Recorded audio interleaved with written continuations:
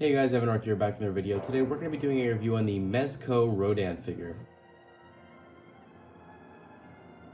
So as some of you may have already guessed, this is the third out of the four Mezco figures I got from my Mezco set a few weeks ago. The next figure, which is going to be reviewed next Monday, will be the Mezco Godzilla. Now this Rodan figure is probably one of my more favorite of the Mezco set, likely maybe my favorite Mezco figure of the four, and I'm going to explain why in this review. So for me at least, the favorite part about this figure is the detail. The detail on this figure is very good because it really gives you that vibe of a Showa Rodan figure. I don't really have many Showa Rodan figures, to be honest. I do have I believe one that has the highlight on the back, the highlight was back here, and I believe it was a Bandai figure, but that one doesn't really have the best detail, and the paint job also wasn't very good. So this is probably one of the more better Showa figures, despite the fact that it is 4 inches. In terms of specific detail though, I really like the the ripples within the wings. That is, of course, is very accurate to the Showa Rodan design, because the wings on the actual Showa Rodan costume back in the Showa films wasn't exactly well made. I mean, I should say that the material at the very least wasn't very good because it kind of had ripples in it, but I guess that kind of gave it that iconic look that Mezco interpreted very well. I also like the details with these spines right here. We also have pretty nice facial detail, I would argue.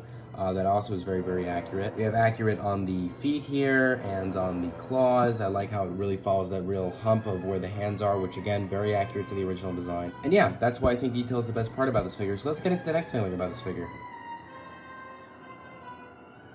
So the next thing I like about this figure is articulation. Now, once again, going back to even the last review, which mastered articulation for a Mezco figure, Mezco figures should have at least 2 joints of articulation, considering how small they are. That's why I'm giving them that benefit. In this case, this has 5 joints of articulation. That's right, 5. We have the wings, which I think are very cool in the way in which they can kind of do this. Of course, it doesn't look very natural, but very cool at how it can do that. Of course, the other one does that. We have the legs. They don't go 360 because, you know, you'd have to kind of go around the wing to do that, but unless you were to push the wing up that way, then yeah, you can go 360. Of course, the other leg moves. You have also the head, which makes the 5th joints of articulation. So let's get into the next thing I like about this figure.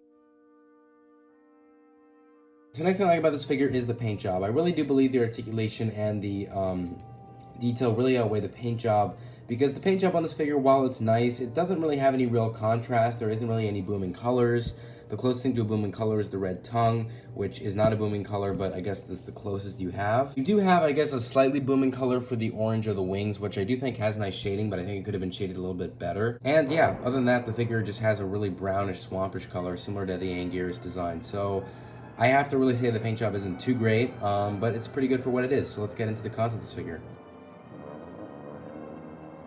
So when it comes to the cons of this figure, there really only is one major con. I have 0 nitpicks for this figure, and the major con is that this figure is one of those figures that unfortunately is hard to make stand, as you just saw.